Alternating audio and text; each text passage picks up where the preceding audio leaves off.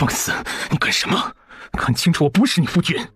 凤青鸾一个字没听进去，他浑身快要爆炸，强势撕开他的衣服。敢对我做那种事，我杀了你！没想到他大夏国战神荣王，有朝一日会在毒发之时被一个中了药的女人欺辱。杀我等会再说，先办正事。鲜艳夺目的大红喜服下，月亮悄悄引进了树梢。不知道过了多久，凤青鸾捂着脑袋坐起，看到昏迷的男人，他懵了。男人双眼紧闭，脸色苍白。正当他不明白发生了什么事时，脑袋里涌入了大量不属于他的记忆。原来他穿越了，今日是原主与大夏国楚王谢燕的大婚之日。原主从小爱慕谢燕，以为年满15能成为他的王妃。谢燕却以政务繁忙为借口拖了1年，只等到他的白月光自己的堂妹凤书瑶及笄，两人同一日进入楚王府。今夜本该是他的洞房花烛夜，谢燕去了西陵阁与凤书瑶颠鸾倒凤。要不是先帝赐婚，你来楚王府做一条狗本王都不要。看在侯爷的兵权能成为本王的助力份上，本王才愿意陪你演戏。如今侯爷去世，父皇收回兵权，你对本王再无作用。本王从来喜欢舒瑶，心中只有她一人。你要是懂事，别占着楚王妃的位置自取其辱，否则今晚只是开始。当他问谢燕为什么要让他一个王妃新婚之夜去妾室房中伺候时，谢燕满脸嫌恶的如是说。凤书瑶告诉他，自己能入楚王府，祖母也有出谋划策。3年前，护国侯凤乾意外身亡，原主的母亲云氏受不了打击，跟着病逝，原主成了遗孤，祖母将她收在身边养大。他以为祖母是最疼爱他的人，没想到暗中帮着凤书瑶进了楚王府。凤书瑶是二房书婶之女，为了让她在新婚夜失真下药，原主逃到后山药性发作，撞树身亡。想起事情的前因后果，凤青鸾头疼地望着男子。他是25世纪的特工军医，在一次出任务时被炸死，穿越而来。今夜多有冒犯，有机会我一定会报答你。看到他腰间的半枚白玉龙形佩，凤青鸾扯下来，留个信物，你若愿意等我和离，我会对你负责。他借用了原主的身体，有必要为原主讨回公道。给男人的伤口简单包扎了下，凤青鸾离开了后山。他走后没多久，谢晋醒过来，江曲也追了上来，看到他嘴角的黑血，心下一惊。主子，你毒发了，属下马上去请司谷主。谢晋摸了下心口，胸口那股常年萦绕的炙痛感消失了大半，丹田也沉缓了不少。想起昏迷前被一个女人用来疏解，谢晋脸上阴云密布。难道他的天隐煞是因为与那女人做了那等事才被压了下去？他就是司空说的他要找的女人。主子，这里是楚王府的后山，本王记得他今天成亲。是。去查一下今晚楚王府发生了什么，新娘有没有来过后山。他没记错的话，那个女人穿着喜服，倘若他真的能解他的天隐煞，不管用什么方法都要把他取到手。王爷，姐姐离开的时候看起来很伤心，她会不会想不开做傻事啊？她脸皮厚，这点小事算什么？春宵一刻值千金，别提她。再怎么说她也是舒瑶的堂姐，还深爱着王爷。燕哥哥，你还是派人去看看姐姐吧，不然舒瑶担心今晚都要睡不着了。去看看姐姐是如何在新婚夜在别的男人身下求欢浪荡的样子。你呀，太善良了，忘了她在侯府以嫡女的身份如何欺压你呢？如今到了王府，你不用再委屈，她爱怎样怎样，不用管。王妃，没有王爷传令，您不能进淑侧妃的房中。房门被人踹开，凤青鸾衣襟染血的走进来，凤书瑶吓了一跳，谢烨连忙拉过被子盖住两人。凤青鸾，你怎么进来了？滚出去！妹妹不是说让你派人来看我吗？我送上门让你们看，妹妹今夜可睡得着了？你在外面偷听我们说话？妹妹在床上的声音浪荡骚气，比继子的叫声还勾魂，难怪能勾住王爷的心。燕哥哥，你看他，舒瑶不活了。凤青鸾，你闭嘴！来人，把他拖出去！侍卫冲进来，凤青鸾一记眼刀射过去。我乃先帝赐婚的楚王正妃，谁敢动我？侍卫们吓得在原地不敢动弹。我这人做事喜欢做全套，听过了声音也得瞧瞧身体，看一下妹妹的娇躯和王爷的果体是不是见人佩姬如胶似漆。话落，他将火把丢到被子上。火！谢烨也差点被烧到，扯下床幔裹住两人。饶是谢烨反应迅速，房中的人也看到了两人仓皇闪过的白花花的身体。凤青鸾，你疯了！凤青鸾冷笑着走过去，一脚踹在谢燕的子孙带上。王爷！凤青鸾揪住他的头发，左右开弓，赏了他2个耳光。渣男贱女，背着我勾搭在一起，新婚夜使唤我给你们洗脚，你很拽啊！他扯下凤书瑶身上仅有的遮羞布，凤书瑶死死护住。不要！王爷救我！谢燕忍痛爬起来，将凤书瑶抓进怀中。凤青鸾，你闹够了吧？看着他满眼心疼凤书瑶的模样，凤青鸾心脏刺痛。那是原主的情绪，原主爱谢燕胜过自己的命。曾经2人被山匪所抓，为了拖延时间等待救援，谢燕让原主勾引山匪。后来幸亏八皇叔谢晋带兵赶到，救下原主免遭凌辱。他与谢燕在混战中摔下山崖，谢燕被毒蛇咬伤，原主不顾性命帮他吸出毒血，中箭昏迷。再醒来时，谢燕认定凤书瑶是他的救命恩人，从此心仪于他，百般宠爱。想起那件事，凤青鸾抚了抚左肩的位置，那里为救谢燕而被利剑贯穿过的血肉还隐隐作痛。谢燕，今日你有负于我，羞辱将门遗孤，我必上请陛下与你和离。今晚凤青鸾所做的一切，谢燕都当他是爱惨了自己，气疯了才会如此。她梦寐以求想要嫁给他，怎么舍得与他和离？凤青鸾，你别挑战本王的底线，本王捏死你跟捏死一只蚂蚁一样。捏死我？新婚夜宠妾灭妻，楚王殿下，你是对先帝的赐婚不满，故意打先帝的脸吗？谢燕一梗，凤青鸾一向最听自己的话，今夜怎么跟变了一个人似的，居然敢跟他顶嘴。姐姐，你打也打了，骂也骂了，不要再惹王爷不快了。要是姐姐还没解气，妹妹愿意做任何事让姐姐开心。姐姐千万不要再与王爷针锋相对，这不是侯府，你不要任性。以前在侯府的时候，凤书瑶总是装成柔弱可欺的模样说话，激怒原主，把她塑造成一个任性的泼妇。如今到了王府，还玩这套。凤青鸾可不吃这套，他从谢燕怀中扯出凤书瑶，又是一巴掌扇在她的脸上，扯起她裹成粽子的床幔，往里面扔了一只从山上带回来的好东西。老子最烦装柔弱的人，再敢在我面前表演这套，小心小馒头给你削掉。凤青鸾解气离开，凤书瑶没有看清凤青鸾往他胸前扔了什么，可那玩意儿在身上乱爬，他发疯尖叫：王爷，有东西咬我！他在我身上爬！凤书瑶在地上滚来滚去，想脱掉床幔，可里面什么都没有穿，哪里敢脱？他不知道在身上乱窜撕咬的到底是什么，极度恐惧之下昏死过去。书瑶！只见凤书瑶腿间隆起一团，一只山地鼠从他大腿下爬出来，伴流着血迹流下。叫大夫，快叫大夫！凤青鸾回了恒武院。小姐，你去哪儿了？奴婢好担心。姐，小姐你受伤了？无碍，打盆热水来。秦雪是原主从小长大的贴身侍女。凤青鸾坐在铜镜前，恍惚间眼前出现了她在现代实验基地的医疗室。凤青鸾大喜，从架子上拿下绷带和药物处理伤口。谢燕请了大夫给凤书瑶治伤，她身上有几处咬伤，伤口不深，但山地鼠脏乱，很有可能会感染疫病。凤书瑶醒来后哭个不停，谢燕安抚了她的情绪后，怒气冲冲地来到恒武院。贱人，你差点要了书瑶的命！看到谢燕在洗手，劈掌朝她打去。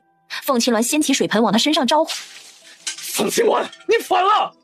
我是反了，可你傻了，被一朵白莲骗得团团转。谢燕，2年前在明灵寺救你的人，你当真以为是凤书瑶？你不是醒了一次吗？看到了什么？谢燕顿住。2年前她去蒙山剿匪，摔落悬崖被毒蛇咬伤，是书瑶不顾安危帮她吸出毒血。从那时起，她发誓这辈子要对她好。凤青鸾，休想扯开话题！今夜只是你踩到了本王的底线，去给书瑶下跪道歉！你看到救你的人带了一只白玉手镯，凤书瑶从我这里偷走，和你相认，他能拿走玉镯，还能夺走你的记忆吗？谢燕惊住，他彻底昏迷前，模模糊糊间似乎看到了凤青鸾的脸，可等他再次醒来时，出现在眼前的是正在为他吸出毒血的凤书瑶。谢燕，报恩可以，可别报错了对象，被人玩弄。谢燕脸色微白，一阵风似的出去了。他走后，窗外一抹黑影闪过，凤青鸾甩出一柄手术刀，穿破窗纸飞向黑影。凤青鸾走出去，软嬷嬷背上中刀，跪在地上，偷听主子谈话，想去告诉谁？凤青鸾走到他身后，把手术刀抽出来。大小姐，奴才好意来看你有什么吩咐，你却将奴才射伤，太狠毒了。凤青鸾笑了笑，手术刀毫无征兆地插进了软嬷嬷的左眼。我的眼睛，我的眼睛！你这个狠毒的女人，你今日在西陵勋做的事情，我要告诉给潘夫人，你没好日子过。他明面上是侯老夫人给原主陪嫁的管事嬷嬷，实际上是凤书瑶的母亲潘氏安插在他身边的眼线。侯老夫人还在，潘玉莲算个什么东西？侯老夫人是凤前的嫡母，10多年前，凤氏的2房、3房见凤前一朝封侯，拖家带口从扬州来京城攀附，全都厚脸皮的住在侯府。老夫人没几天可活了，到时候整个侯府都是潘夫人的。大小姐，奴才劝你识物，以免得罪潘夫人，往后没了娘家撑腰。凤青鸾蹙眉，敏锐地捕捉到一丝异样。在原主的记忆中，侯老夫人对她的疼惜和爱护一点也不像是假的。毕竟凤青鸾是凤前唯一的血脉，嫡亲的孙女，侯老夫人怎么可能知道原主喜欢楚王，还同意送个旁支的堂妹来跟她争宠？寒光一闪，手术刀捅进了阮嬷嬷的脖子，凤青鸾跃上高墙，出了楚王府。老夫人，您就点头让杨玉继承爵位吧。青鸾出嫁，侯爷拼命挣来的功勋爵位，总不能没有继承人，让圣上收回去吧？往后啊，青鸾在夫家过得不如意，都没个给她能说得上话的娘家。二夫人，老夫人都被你逼得吐血了，还不让她休息，这件事就不能等老夫人病养好了再说吗？正是因为老夫人身体不好，继承人之事才应该早点定下来。爵位可以依2房的，让杨玉承袭，管家之权嘛，得让给我们3房。还有各路店铺的契章和田产庄子的契书，都要放权出来，由我们承起侯府。老夫人不用操劳费心，安心养病，身子才能好快些。你们这些狼心狗肺的东西，陪着我把凤书瑶送入楚王府，这件事儿我还没跟你们算账。青鸾刚出家就来争爵位分家产，你们当我老婆子快死了吗？凤青鸾猜的没错，凤书瑶那话果然是挑拨离间，可惜原主那单纯的性子轻信了。老夫人吐血了，快来人，快去请大夫！哎，老夫人别晕，先把商讨的事情说定了再晕啊！哎，老夫人，凤青鸾踢门进去，屋里的人朝他看来。2审3叔放心，你们想要的东西一样都必想得到，有我在，休想得逞。青鸾，新婚夜你不在王府伺候，回来侯府做什么？还有没有规矩？大小姐，你回来了，老夫人又被他们气吐血了。凤青鸾走向床边，侯老夫人已经昏厥，探了探她的脉象。凤青鸾眉宇间爬上戾气，你们敢给祖母下毒？怎么会有这种事？是谁想毒害老夫人？此事与我们3房无关，二嫂别胡乱猜忌，引人怀疑。我又没说你们，急什么？难道是做了亏心事，心头有鬼？二嫂，你别含蓄喷人。两方在争执的时候，凤青鸾从医疗室拿出金针消毒，封住侯老夫人的心脉，又取出银针扎进她胸前和手腕的几个穴道。在银针的疏导下，侯老夫人的脸上恢复了些血色。潘玉莲见凤青鸾控制住了侯老夫人的情况，惊讶于她会医术，不再与柴静柔争吵。青鸾，老夫人是今天吐血的，定是进了什么不干净的食物，是谁动了谋害老夫人的心思，将侯府翻过来搜查便知。搜就搜，谁不知道你仗着自己儿子在西郊大营爬上6品前锋的位置，就想争夺爵位，还不愿意让我3房掌家想污蔑我们相侯府据为己有？你别痴心妄想，我3房没做的事儿，谁泼脏水都不好使。叫你们一声叔婶，还真把自己当个角儿了。我父亲拼下的爵位和家产，岂轮到2房死乞白赖求饭吃的庶出旁支在这里指手画脚？侯府的主子还在呢，轮得到你们说话？凤正和凤纯都是侯老太爷的妾室所生。青鸾，你说话也太难听了，好歹我们都是你的长辈，嫁出去的女儿泼出去的水，侯府的事你不能做主。我不能做主，你能？一个寄人篱下的蛀虫，你算个什么东西？青鸾，你说谁是蛀虫？我们是你叔婶，吃点用点怎么了？你读那么多年书，学的尊重长辈都学哪儿去了？凤青鸾一脚踹到凤纯胸膛，将他踢翻。在这儿呢，以前就是学得太死板给你惯的，让你一个讨饭吃的人欺负到头上来了。有辱斯文，实在是有辱斯文。潘玉莲阴沉地审视着凤青鸾，这丫头嫁人后性情大变，发生了什么？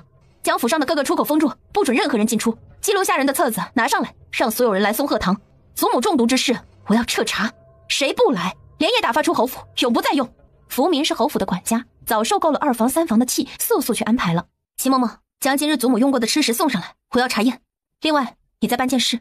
侯老夫人醒过来，看凤青鸾做事有主意，完全不像出嫁前娇滴滴等伺候的千金大小姐，心中慰藉。小青鸾长大了。一炷香时间后，侯府的下人全都按队站立在松鹤堂的院子。先前去请的大夫也到了，和凤青鸾一起在一盘枣泥点子里验出了毒物离断魂。桌子上摆着几个箱子，众人不知道里面放的是什么。枣泥点子祖母素来爱吃，从厨房做好送到松鹤堂，期间有谁发现异常，赏白银1000两。凤青鸾将盒子打开，一排排锃亮的银锭子摆在众人面前，在下人们中引起不小的骚动。谁的指证有力，不仅可以获1000两银，还可以取走卖身契，甚至参与了其中一环的人，本王妃也不予追究。我的目的只有一个，将主使揪出来，清理门户，还侯府安宁。此话一出，人群中又议论起来。这下两房中有人慌了，凤青鸾这招釜底抽薪，有几个下人能经得住诱惑不卖主求荣？大小姐，奴才是今日负责从后厨往前厅送菜的小厮，下午在梅花亭看见一个侍女将装盘好的枣泥点子盒子揭开，不知道做了什么。后来潘二夫人从走廊过来催促，那人慌忙盖好盖子送进了松鹤堂。在场的所有侍女中，让你再看一次，可能认出是谁吗？奴才看到了那人的背影，让他们做相同的动作，应该能认出来。赏！管家将小厮的卖身契找出来给他，秦嬷嬷将1箱白银送到小厮手上。其他下人见凤青鸾说话算话，都沸腾了。2房和3房的人坐不住了，掌心沁出冷汗，心里祈祷自己院里的下人千万别被诱惑，守住嘴。大小姐，奴婢知道是谁想下毒害老夫人。看到他出来，柴柔竟如遭雷击。你知道什么？回大小姐，奴婢就是小厮看到的在梅花亭里打开膏子盖子的人。奴婢是宁安院3夫人房里的1等侍女彩蝶，当时想往枣泥点子里下点毒，差点被潘二夫人撞见，没能下毒成功，是3夫人命令奴婢下毒谋害老夫人的。放肆！小贱婢，为了赏钱喷我主子，你自己都承认了要下毒谋害老夫人，岂说是我安排的？3夫人命奴婢做这件事情，奴婢没能成功，老夫人却中了毒，还有可能是夫人让另外的人做了。你胡说！是贪污还是事实？去宁安院搜一下不就知道了。秦嬷嬷带着侍女婆子去了宁安院。青鸾，不是三婶做的，我向来对老夫人尊敬孝顺，怎么会下毒害她？三婶最胆小怕事，你是知道的。先别着急着狡辩，搜查结果出来，有你说话的时候。这件事谁还能作证？一并站出来，一并领赏。大小姐，奴才是西角门的门房，1天前母亲生病告假，曾在仁心药剂看见3夫人身边的李嬷嬷买药，大夫告诉她要注意剂量，否则马上致命。想来啊，李嬷嬷买的正是毒药。大小姐，奴才近日从未去过仁心药剂，这小厮在做伪证。秦嬷嬷带着人回来，手上拿着一个药包。大小姐，这是在柴夫人的妆篮里搜到的药粉。大夫闻了闻，这是离断魂之毒。柴柔静的脸色逐渐白了下去，剩下的毒药她处理得很干净，怎么还能搜出来？青鸾，有人栽赃陷害，毒药不是我的。同时恼恨地瞪向潘玉莲，是你陷害的我，是你在我房中放的毒药，是你。潘玉莲嘴角齐笑，是他又怎样？要怪就怪自己密谋这件事的时候被尤嬷嬷踢了墙角。尤嬷嬷从小伺候他，绝不会为了1000两将他供出来。来人，柴柔静毒害朝廷诰命，送去京兆府。福明，你将人证物证带上，鸡堂苦，今晚务必将人送入大牢。是，大小姐。护卫前来押解。老爷救我，我是被冤枉的。青鸾，柴氏好歹是你三婶儿，就算他做错了事儿，也不能送官府断送了他呀。柴柔静的儿子凤少元和女儿凤瑞安也跪到凤青鸾腿边恳求：堂姐，这件事情断不是母亲做的，求你再仔细查查。你们还有空为三婶求情，还是想想待会儿该怎么解释吧。今晚我要替侯府清理门户，哪些人背地里从侯府拿了多少不属于自己的东西，干了什么见不得人的事，一个都逃不掉。潘玉莲本来还高兴除掉了一个柴柔静，谁知凤青鸾要彻查侯府，那他从这座金库里拿走的不少钱财被查出来了，岂不是也要送官？派人去楚王府，将这里的事告诉舒瑶，让他赶快带楚王过来，要出大事了。尤嬷嬷想溜。尤嬷嬷，你要去哪儿啊？大小姐，奴才今日吃坏了肚子，想去如厕。事情没查完，谁也不准走。霎时，潘玉莲感觉天都要塌下来了。今日这事没法善了，凤正的心也跟着沉了下来。接下来说说2房和3房的阿扎事，告发者有重赏。大小姐，去年凤二老爷在汉墨斋看中了一幅名画，悄悄将白柳间的一间铺子的地契偷出去卖了。5个月前，凤三老爷在地下钱庄输了3000两，去侯爷书房偷了2件价值不菲的瓷器倒卖。还有潘二夫人，为了结交京中贵妇，经常从老夫人手中诓骗奇珍异宝，私下送礼。畜生！我好意收留你们，不懂感恩就罢了，还想搬空侯府吗？祖母别动气，过了今晚，他们就没办法再继续下去了。青鸾，你想做什么？不过是些黄白之物。你母亲是江南富商之女，做生意的好手，我们用的不过是侯府金库里一点塞牙缝的钱财，不至于有什么严重的惩罚吧？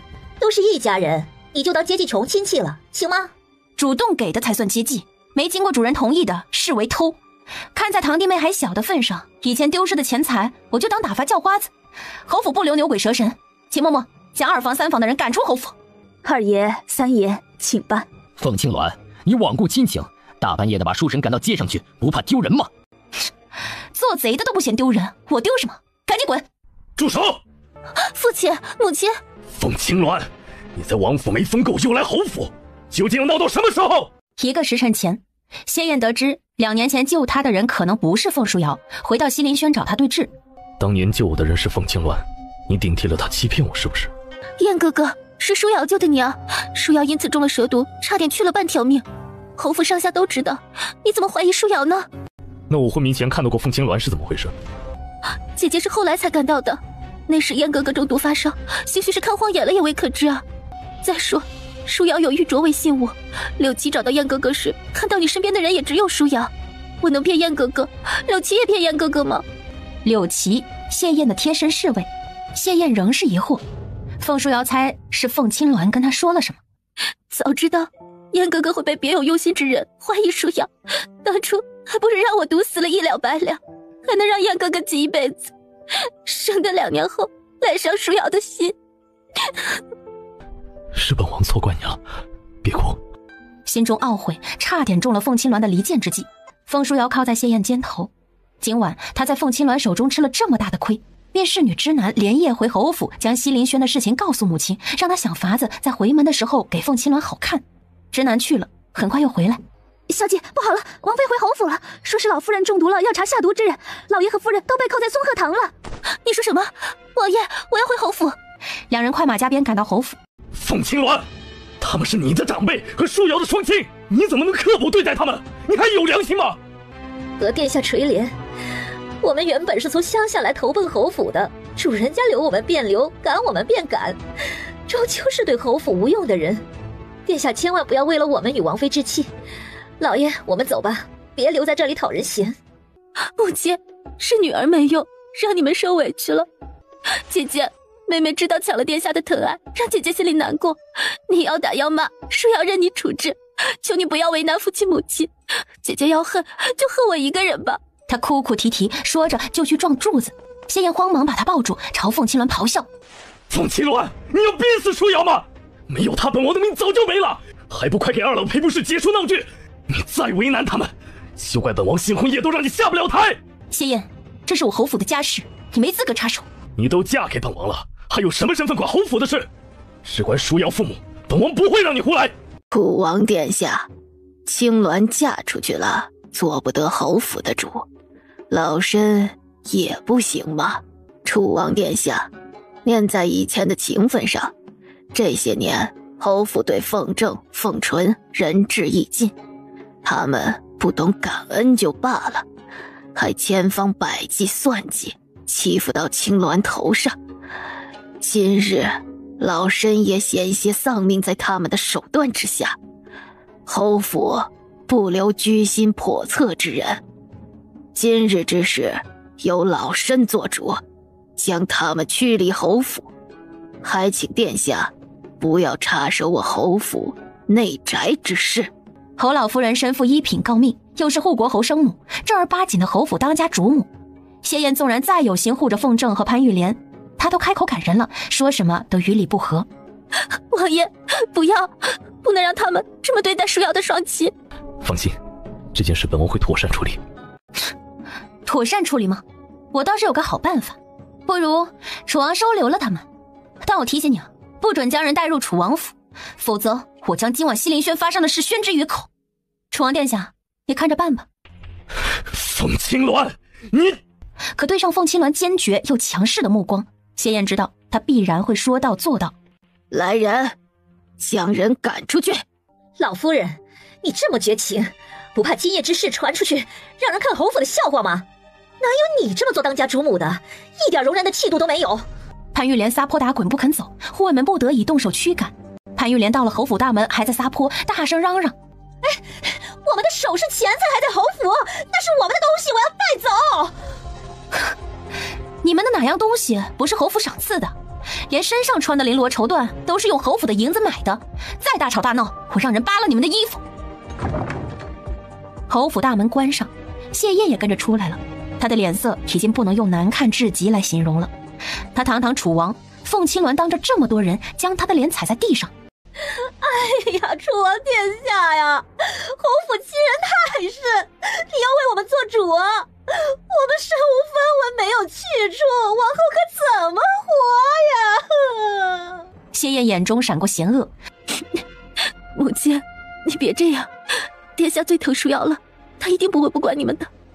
有琪，今晚将凤二老爷和潘夫人送到暮云斋去。暮云斋是楚王府的一处私宅。是，王爷。多谢殿下垂怜，不过那里有下人伺候吗？折腾了一晚，我们身上的衣服也脏了，明日得准备有干净的衣服，还有日后的开支用度，不能比侯府的低。谢焱听着不是滋味，心中生出了一种接到了烫手山芋的感觉，只怕答应接手他们不是一个明智的决定。青鸾呐，舒瑶的事儿是祖母疏忽，让你受委屈了。祖母，潘玉莲和凤舒瑶早计划好了这一出，谢焱暗中授意，凤舒瑶迟早会入楚王府，这件事不怪你。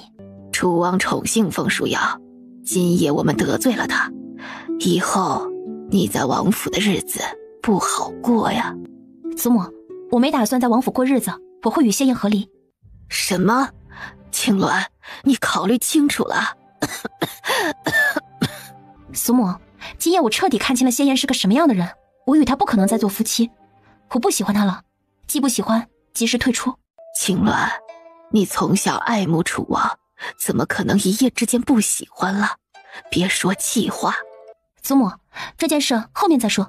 明日我去龙心镖局找刘叔，让他带些人来侯府，谨防潘玉莲兴风作浪，有他们在我才放心。刘炳是护国侯以前的副将，打仗时受了伤退下来，与侯爷的其他的退伍旧部在龙心镖局做事。龙心镖局是原主母亲云氏的产业。商定事情，晚上凤青鸾留在了松鹤堂，按照规矩，第二日新袭要进宫给陛下和皇后请安进茶。翌日，青鸾，今日该怎样怎样。你要是真想与楚王和离，祖母随时等你回来。祖母，我知道了。凤青鸾回到楚王府时，谢焱在前厅等着。你还有脸回来？忘了今日要做什么？没忘啊，我这不是回来了。凤青鸾，我警告你，进宫后昨晚的事，你敢多说半个字，这辈子都别想再见到本王。谁给你的自信我想见你？青天白日的，做什么美梦呢？说完，给了他一个嘲讽的后脑勺，回了恒武院。回到恒武院，凤青鸾换上宫装，与谢焱进宫请安。养心殿里，夏明帝威严地坐在上座，如妃坐在他旁边。本来敬茶应该向先皇帝和皇后，丽皇后近日感染风寒，在坤宁宫休养。谢焱的生母如妃来了养心殿，先向他们敬茶。父皇、母妃，请喝茶。楚王，你和青鸾成亲，朕也算对得起侯爷的嘱托，心中可安了。看到夏明帝脸上假惺惺的笑容，凤青鸾心中恶心。他初登基时，凤乾帮他打天下，大夏迎来太平盛世。他暗地里打压凤乾，让他交出兵权。凤乾去世，说不定就有夏明帝的手笔。楚王和青鸾天作之合，老侯爷泉下有知，也会很欣慰的。父皇，恐怕要让你失望了。楚王并不这么想，他昨夜……父皇，夏明帝和如妃疑惑地朝他看来。父皇，母妃，儿臣昨晚对青鸾不够温柔，惹青鸾不悦，儿臣往后一定会注意。如妃以为他说的是床围之事，嗔怒道：楚王，这就是你的不对了，女子娇弱，不得莽撞。父皇、母妃，昨天晚上楚王没有来儿臣房间，他去了恕侧妃的院里，还遣人让儿臣去伺候恕侧妃洗脚。楚王羞辱儿臣，还因此差点杀了儿臣，实在让儿臣寒心。在大夏国，宠妾灭妻视为严重品德之耻。楚王，青鸾说的是真的？父皇，儿臣看出儿子无从辩解，如妃知道凤青鸾说的是事实了。楚王，你怎么做出这样的事？太不像话了！凤青鸾是侯府遗孤，将门忠烈之后，楚王新婚夜羞辱她，传出去让万千将士怎么想？父皇，母妃不是这样的，是凤青鸾欺负舒瑶在先，儿臣作为一家之主对他略施小惩，谁知他心生妒恨，夸大事实，竟然父皇母妃责备儿臣替他出气，请父皇母妃不要听信一个正在气头上的杜父的话。父皇，父亲在世时上阵杀敌，铁血铮铮，即便背水一战也绝不屈服。儿臣虽无父亲风骨，也是将门之女，岂能任由人作践欺负？楚王欺辱儿臣在先，污蔑儿臣在后，宠妾灭妻，儿臣实在不能忍受。求父皇看在父亲为大夏立下汗马功劳的份上，还儿臣自由，恩准儿臣与楚王和离。凤青鸾的话犹如滔天巨浪打来，震得所有人愣在当场。许久，凤青鸾，知不知道你在说什么？你要和离？凤青鸾叩头行大礼，再次掷地有声的重复：请陛下恩准，臣女与楚王和离。胡闹！凤青鸾，你当这是哪里？纵然楚王做错了事，也岂是你说想和离就能和离的？你把皇家当成什么了？凤青鸾再次叩首，没有回答。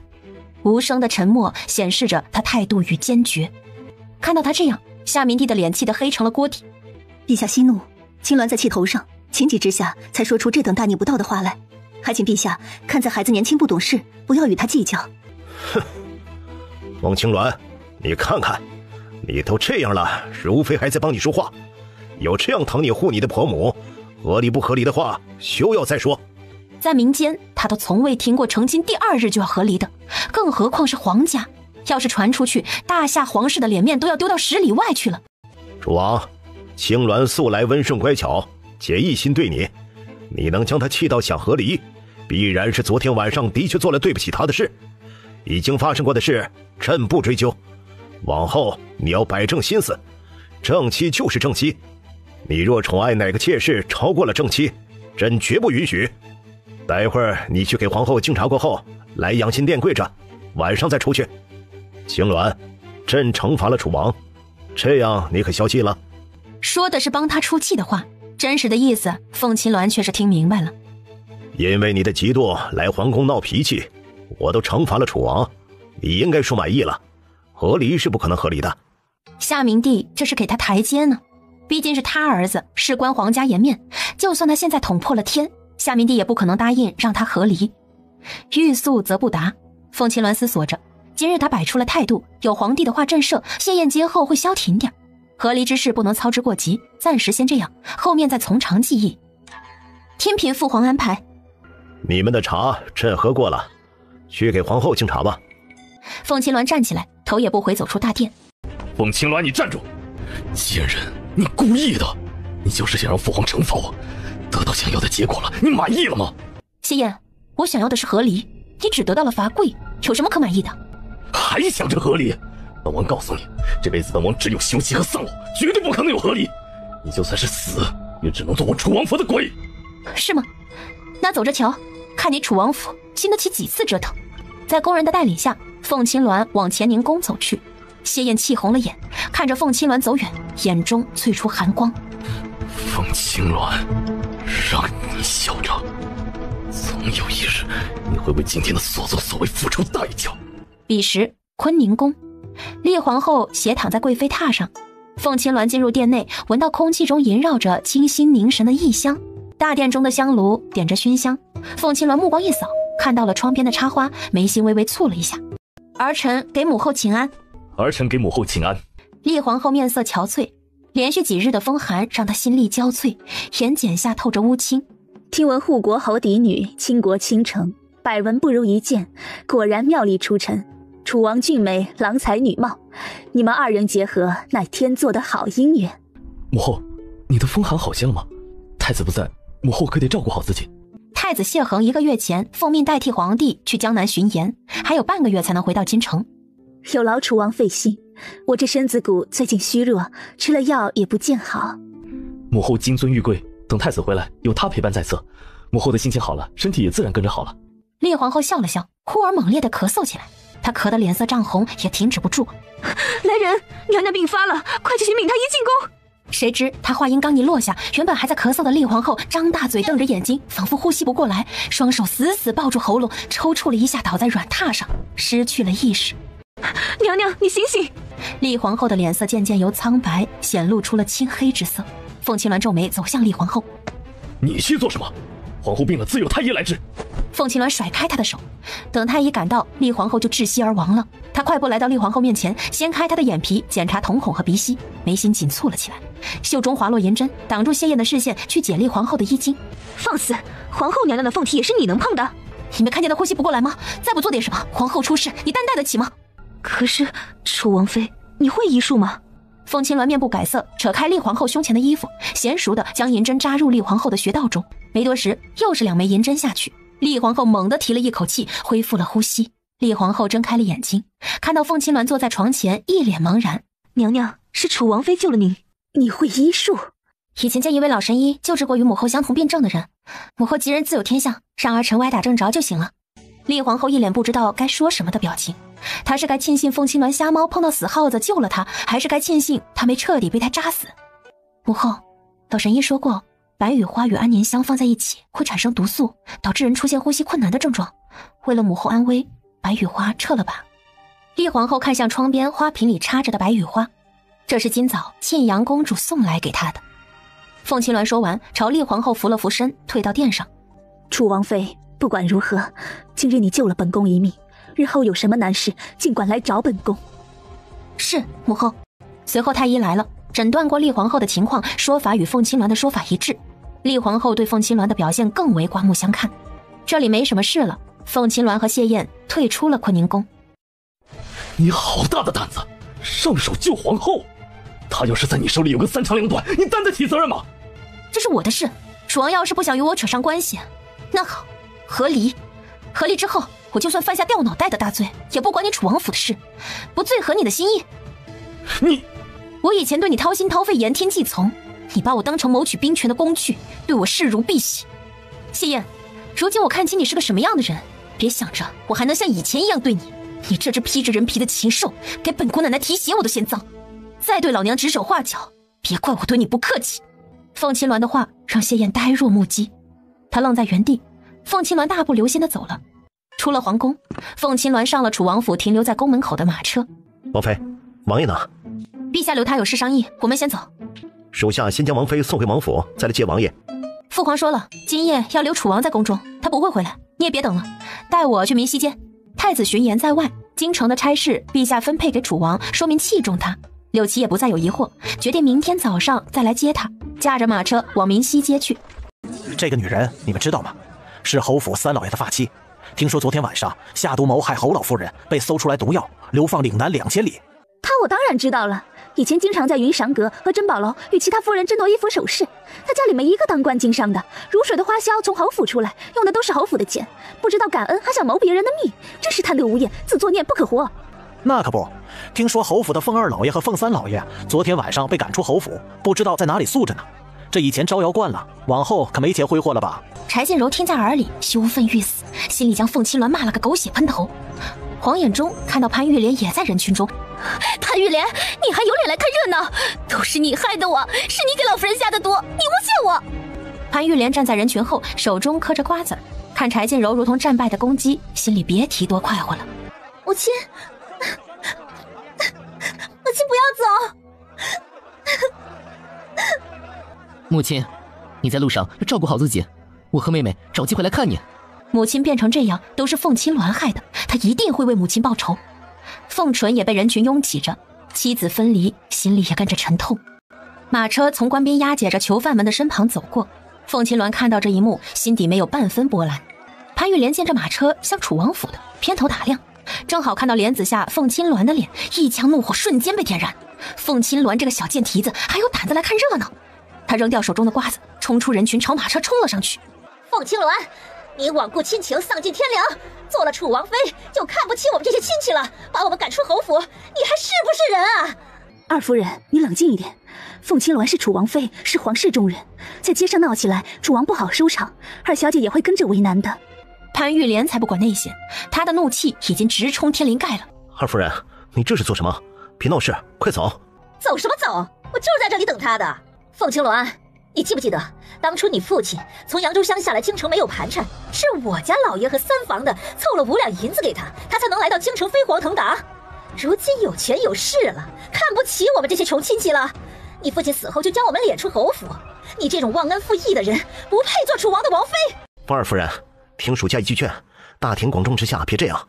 好歹他女儿是王爷的女人，他这样指着王妃的名字骂，也是在丢楚王府的脸。别拉我，我不过是为我家老爷不公，让百姓们看到凤青鸾的真面目，不再让有人上当受骗。原来她就是楚王妃啊！这怎么是这样的人呢？谁家没个穷亲戚，都这么有钱了也不接济一下？当年人家可是凑了银子帮他的，这也太没良心了吧！知人知面不知心，我父亲说的对，越漂亮的女人心越狠。楚王娶到这样的王妃，倒了8辈子血霉。百姓们的讨论声如潮水袭来，凤青鸾没有看他们，直直地盯着潘玉莲。怎么，我说的都是事实，你难道要打我不成？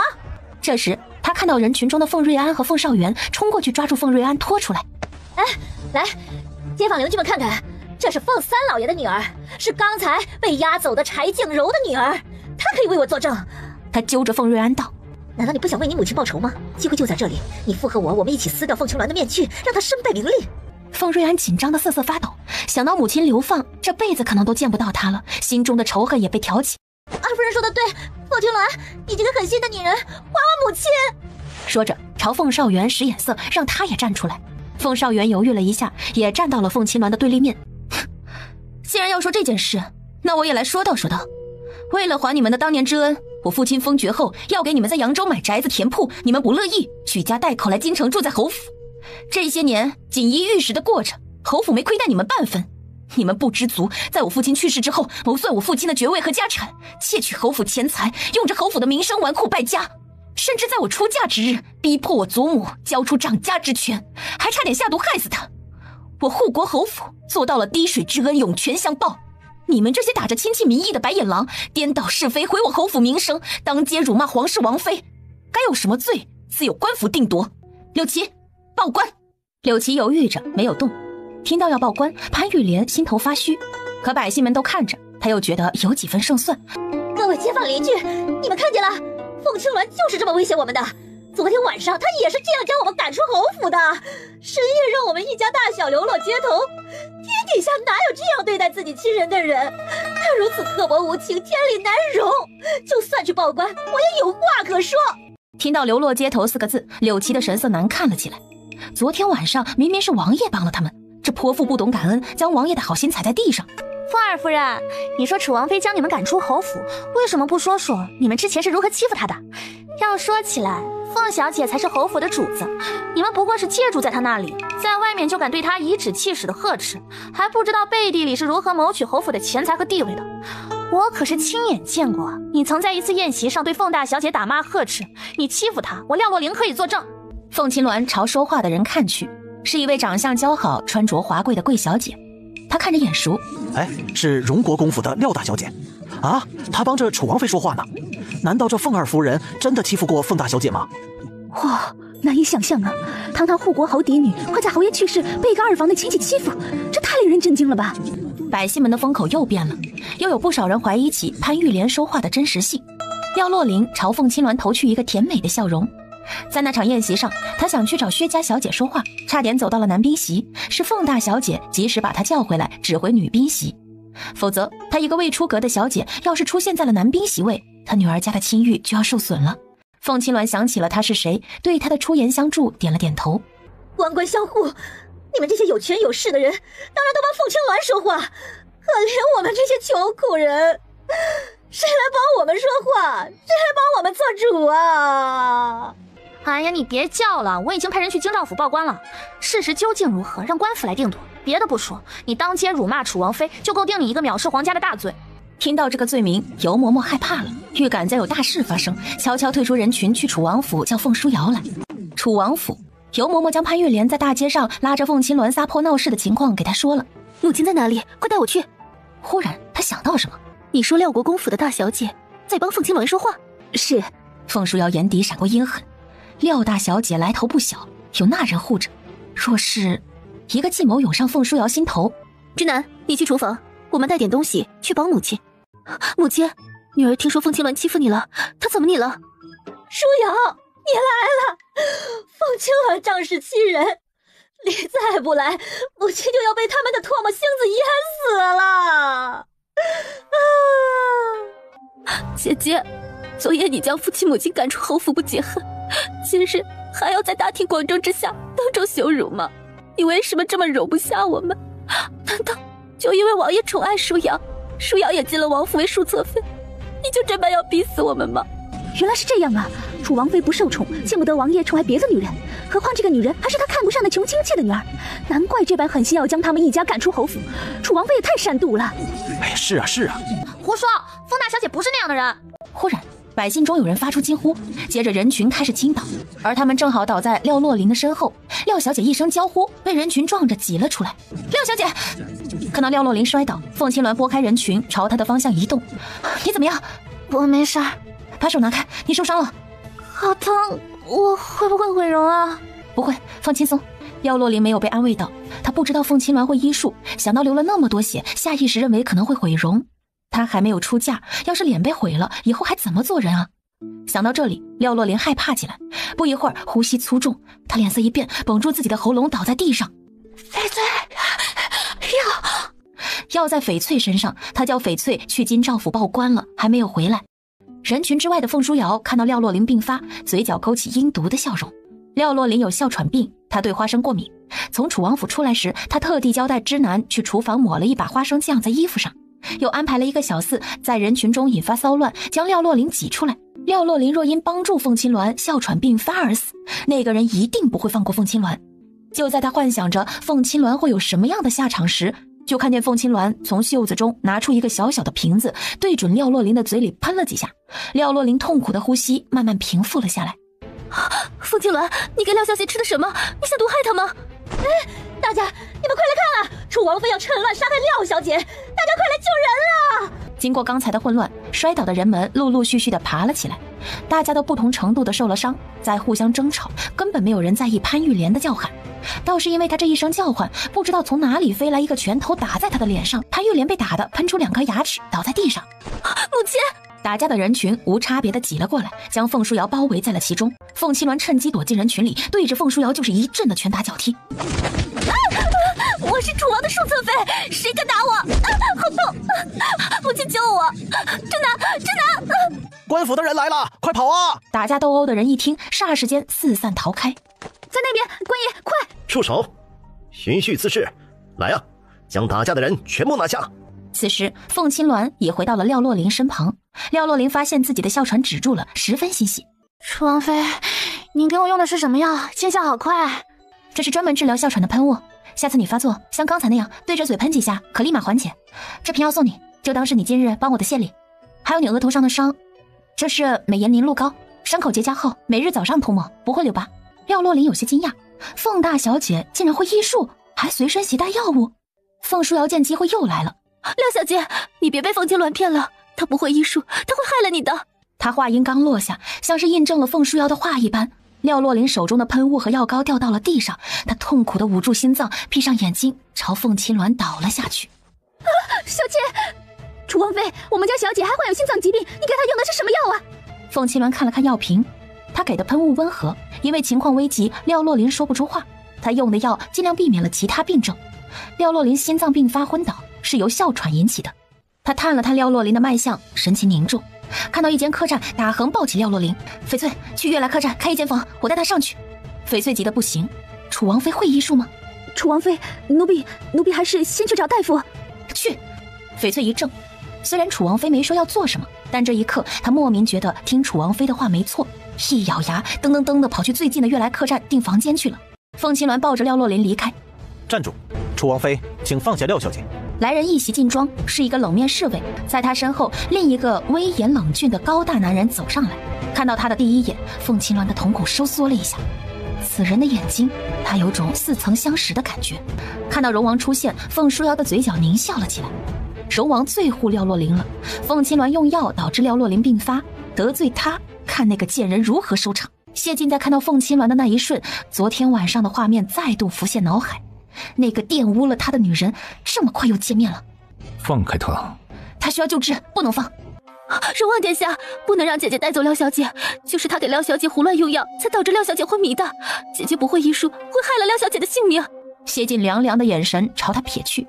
荣王殿下，我是楚王府的淑侧妃，楚王妃是我堂姐，我最清楚了，她真的一点都不会医术。放肆，在王爷面前自称我楚王府的淑侧妃，这么不懂规矩吗？退开！是妾身的错，请殿下不要生气。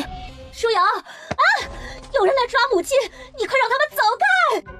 母亲，别动他，你们住手！他也顾不得这边了，跑过去那边阻止。听到凤书瑶称呼眼前的男人为荣王殿下，凤青鸾在原主的记忆中搜寻出了这个人物：荣王谢晋，大夏国声名煊赫的战神，13岁上战场，17岁击退克伦国敌军，并以少胜多，攻下对方2城，是大夏国历史上最年轻的战神王爷。他是先帝最小的儿子，当今皇上的8弟、太子、楚王等见了他都得尊称一声8皇叔。据说此人性格诡谲，阴晴不定，动不动就杀人下狱。虽然是京城人人敬仰的战神王爷，但也是让全京城人人害怕的冷面煞神。是你用药让若琳发病？我给的药治哮喘，不影响心脏。廖小姐是哮喘引发的心疾，不尽快救治，她将有性命之危。你不会医术，如何救她？我会，让我检查，我或许能将她的心疾彻底治好。如果她在你手上出了事，你当如何？一命抵一命。哼，如此自信，好啊。若琳要是在你手上出了事，你的命给我。凤青鸾手中一紧，抱着廖若琳快步地往悦来客栈去了。因为金兆府的出现，府衙门训练有素地将打架斗殴的人抓起来。潘玉莲被2个府衙押走，一路害怕的大喊大叫：母亲别着急，女儿回去求殿下帮忙，很快就会把你从金兆府带出来的，你冷静点。舒瑶，你要尽快让楚王来啊！母亲不想等他了，你快回去，让他马上来金兆府救我。凤书瑶追了2步，不小心踩到裙摆，摔倒在地上。小姐，你怎么样？都是凤青鸾那个贱人害的。回王府，我要去找殿下救母亲。小姐，王爷今日进宫去，可能还没回来。怎么可能？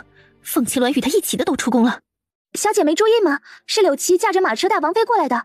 柳琪是王爷的贴身护卫，王爷如果出宫了，柳琪必然跟在他身边伺候的。王爷出宫没有？他还在宫里是不是？陛下留王爷在宫中议事，王爷明日才会出宫。那就等明日。直男，咱们去悦来客栈。今晚辛苦母亲在金兆府过一夜了。你家小姐胸口上的疤是什么时候留下的？这是小姐10岁时候被利剑所伤留下的，当时箭头取出来了，大夫说小姐伤了心脉，也就是从那个时候开始，小姐就落下了心疾。我知道了，我还得再做详细的检查，你去打点热水来。楚王妃，奴婢还是让小儿来打热水来吧。荣王殿下交代过，不能让您和小姐离开奴婢的视线。行，你把那边的毛巾帮我拿一下。翡翠转身去了，凤青鸾也随即起身，一个手刀劈在翡翠脖子上，翡翠眼睛一瞪，软倒下去。廖若琳的情况需要用仪器检查，凤青鸾将人带进了空间医疗室。主子，您真的相信楚王妃能治好廖小姐吗？据属下所查，楚王妃并不会医术。她说用命来抵，那我就要她的命。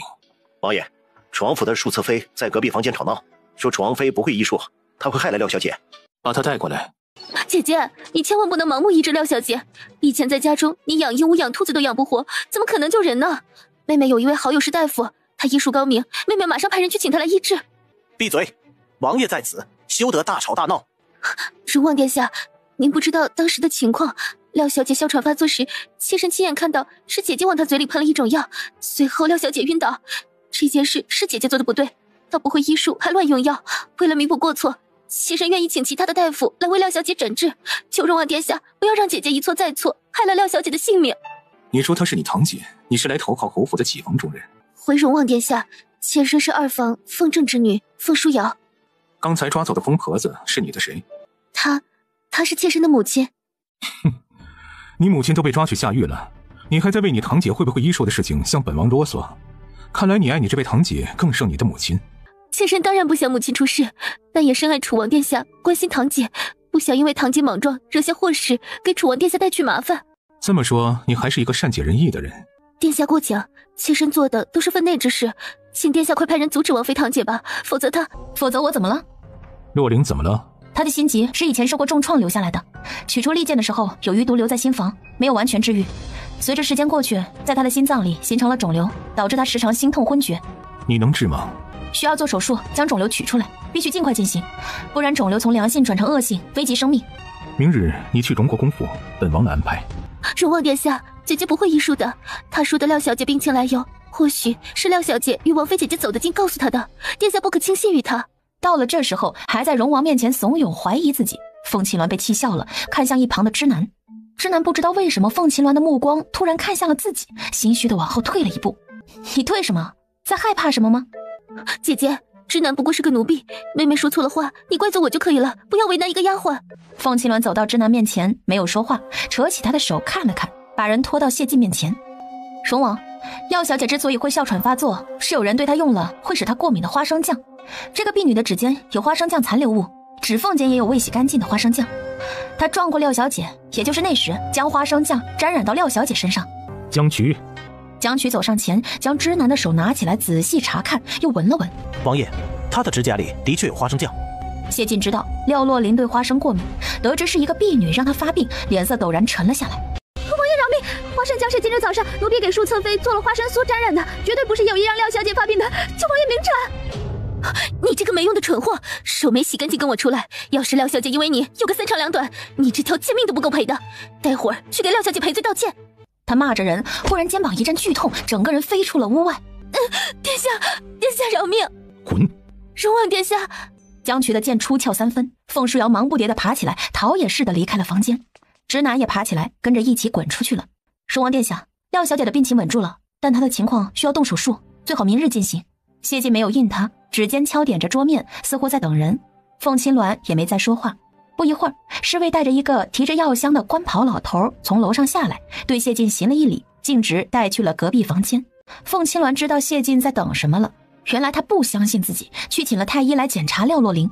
荣王殿下既不相信我，为何要让我医治廖小姐？你不怕她在我的手中出事吗？用自己的命来做赌注，本王相信楚王妃不会蠢到拿命来做没把握的事。殿下又让太医请来，是想让太医检查廖小姐，还是检查我的医术？你觉得呢？荣王殿下，我们是不是在哪里见过？在问出这句话后，凤青鸾明显感觉周围的空气冷了下来，房间里充斥着凉意。楚王妃这么快就把本王给忘了？凤青鸾凝视着他，难道原主以前与这位荣王见过？可是他搜寻原主的记忆，原主只是听说过这位荣王的大名，并没有见过他真人，不知道他长什么模样。看他那副冷静思索的模样，谢晋心里一阵憋闷的窝火。这个女人竟然真的把他忘了。他连连冷笑，没想到今生第一次被女人睡，对方连他的面容都不知道，真是可笑。谢晋暗暗咬牙，等把凤青鸾取到手，把都解了，他一定要将这个女人大卸8块，让她死无葬身之地。谢晋身上散发出来的强大冷意，让凤青鸾暗想，这位荣王好似不喜欢他，难道原主以前得罪过他？去年除夕夜宫宴上，本王和楚王妃在御花园碰到，有过一面之缘。除夕夜宫宴，凤青鸾脸上露出想起来了又没有完全想起来的表情，气得谢晋差点吐血，不自觉的一巴掌拍在桌子上。凤青鸾嘴角一抽，荣王果然真如传闻中的那样，脾气太阴晴不定了。我想起来了，那次是见过荣王殿下，是我失礼。记起来就好，下次可别忘了本王。他这句话几乎从牙缝中说出来的。凤青鸾不明白怎么回事，没放在心上。大概过了半盏茶的时间，太医提着药箱从隔壁房间过来了。回殿下，廖小姐的哮喘和心疾都控制住了。楚王妃说洛琳的心脏里长了颗肿瘤，需要进行手术将其摘除。你听说过这种治疗方法吗？楚王妃，你是什么意思？进行手术是指将心脏剖开吗？是。楚王妃，心脏是人体最重要的器官，手术风险极大，且不说能否取出异物，光是动开刀后的感染都无法避免，要人性命。楚王妃，你确定这么做是在救人而不是害人？你们做不到的事不代表我做不到，我自有办法。楚王妃这么大的口气，请问楚王妃师承何方？我师承西晋的一位医学隐秘世家，风谷子是我的师傅。凤青鸾想起原主小时候生过一场大病，护国侯夫妇带他去了西晋，他的病也是那个时候好的，正好可以利用那次的经历来撒谎。听他说起西晋，谢晋的瞳孔不易察觉地闪烁了一下。孟太医，明日楚王妃在荣国公府对洛琳进行手术，到时候你在一旁观看。是，殿下。孟翰林走后，凤青鸾心道治好廖洛琳后要远离这个阴晴不定的荣王，随后也离开了。你怎么没走？属下是送王妃出来的，不能擅离职守。这里离明溪街不远了，我自己去，你先回府。王妃要去哪里？你不需要知道。是，属下告退。他驾着马车走了。凤青鸾穿过一条街，没多久来到龙兴镖局。大小姐，你今日怎么来了？我来找刘叔，他在镖局吗？刘哥在堂子里面，今日要送一批货去外面，他在安排事情，我去告诉他你来了。大小姐找我？刘叔，我想让你帮我找几个人，具体什么事咱们进堂子里说。好，这边走。刘叔，我将侯府两房的人赶出去了，我已嫁人，侯府仅剩祖母，我担心凤纯、潘玉莲等人居心不良，报复侯府，想请刘叔派几个好手帮我在侯府照看祖母。侯府的事我们听说了，凤正、凤纯那两房的人就是个无底洞，养不出的白眼狼，顶着侯府的名头招摇过市，我早就看不惯他们了。前面碍于老夫人没和你说什么，我们作为外人也不好插嘴。如今大小姐将他们赶出去，我们心里也痛快。大小姐，你需要多少人？镖局里能用的人有多少，看刘叔安排。当初夫人创立龙兴镖局时，一是为了好心收留，给我们一个出路；二也是为了方便，让人来护送侯府名下的商品和江南云氏一族的生意往来。镖局里目前健康的人都要送镖，要拨10来个走的话，可能不太行。要不这样，我让刘叔去帮你联系其他散落在外的侯爷旧部，还有不少人在码头做工呢。那体力活的钱不好挣，在侯府保护老夫人，他们轻松一些，大小姐也能放心一些。这样也行，需要信得过的人。大小姐放心，人品绝对过关，忠心和能力也是。要是有那等吃里扒外、不忠不义的人，我刘炳第一个不放过。那就麻烦刘叔了。晚上在宫里跪了一天的谢燕来到宫门口，发现除了夜风带起的凉意，没有马车，连柳琪也不在。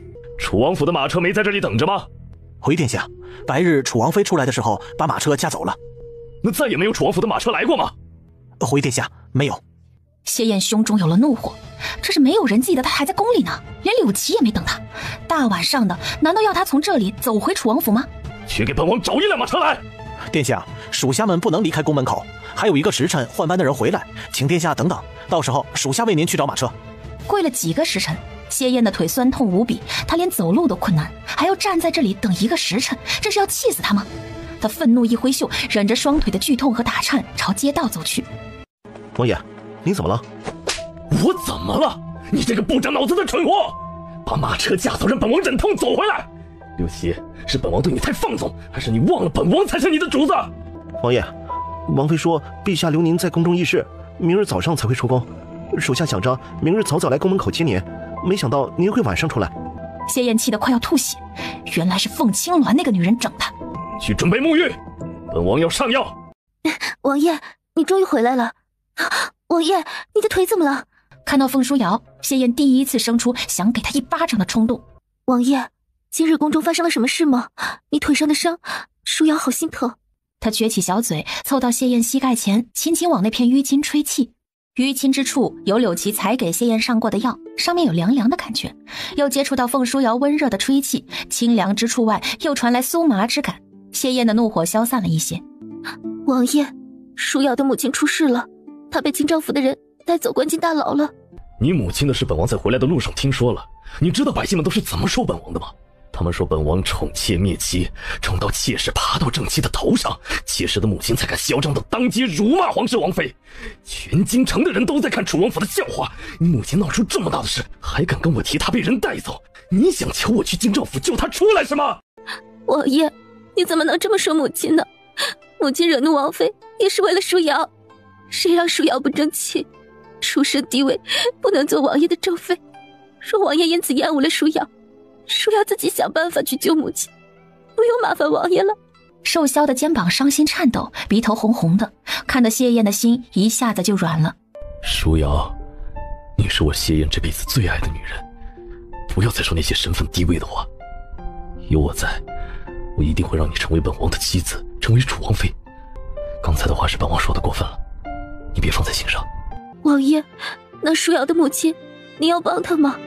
母亲身子弱，大牢里湿气重，她在里面待久了身子不好，要不是母亲辛辛苦苦将舒瑶拉扯大，舒瑶也不可能救下王爷，与王爷相爱。谢燕心中刚升起一丝愧疚，就听凤书瑶说起之前救她的事，顿时生出一股被胁迫的感觉。今晚本王累了，你母亲的事，明日下朝本王抽空去看看。王爷对舒瑶最好了。王爷，舒瑶伺候你更衣。第二天，谢燕去上早朝，她走之后，凤舒瑶也出了楚王府。凤金鸾不会医术，今日她要带着真正的大夫去戳穿他，让荣王看清他的真面目。国公夫人，我是楚王的庶侧妃凤舒瑶。昨日廖小姐病发时，我也在现场，得知廖小姐病重，带了大夫来为廖小姐诊治。这位是刚从扬州来的，素有小神医之称的白华藏白公子。白华藏见过国公夫人。因着都是楚王府的人，平夫人的态度还算和善，将人请进府里。庶侧妃，荣王说楚王妃要过来，他没有与你们一起吗？说到这个，平夫人，我正是为此事而来。王妃随后也会过来。在这之前，有件事我要告诉夫人，事关廖小姐，夫人还是知道的好。啊，庶侧妃，请讲。不知道有没有人告诉夫人，明夕接廖小姐哮喘发作后，王妃太过担心廖小姐，不知道往她嘴里喷了什么，导致廖小姐心悸发作，再度昏迷。其实，王妃是我堂姐，她不会医术，关心则乱，闯下大祸，害得廖小姐命悬一线。因此，今日我特地带来神医，想为昨日姐姐犯下的错做些弥补。还有这样的事？没人告诉我是楚王妃引起的洛林病发。既是她乱用药，为什么荣王还让她来治疗洛林？这不是胡闹吗？昨日舒瑶也与荣王殿下说过此事，奈何王妃姐姐不知道与殿下说了什么，殿下对她深信不疑，还让她来府上医治廖小姐。舒瑶实在担心廖小姐的安危，这才早早过来将事情原委告知夫人。希望夫人不要怪罪王妃堂姐，她也是一片好心办了错事，蛊惑了荣王殿下。趁还没酿成大错之前，请夫人慎重考虑让她治疗，以免让廖小姐再度陷入危险。来人，去把翡翠带来。同时，他又思索凤舒瑶话中的真实性。没一会儿，翡翠被带了过来。昨日小姐心急发作，是服用了楚王妃给的药导致的吗？回夫人，是的，但国公夫人，你看舒瑶说的是事实吧？待会儿王妃堂姐来了，还请国公夫人不要怪罪她。王妃就王妃，什么王妃堂姐？庶侧妃，你不知道该怎么尊称本王妃吗？臣妇参见楚王妃。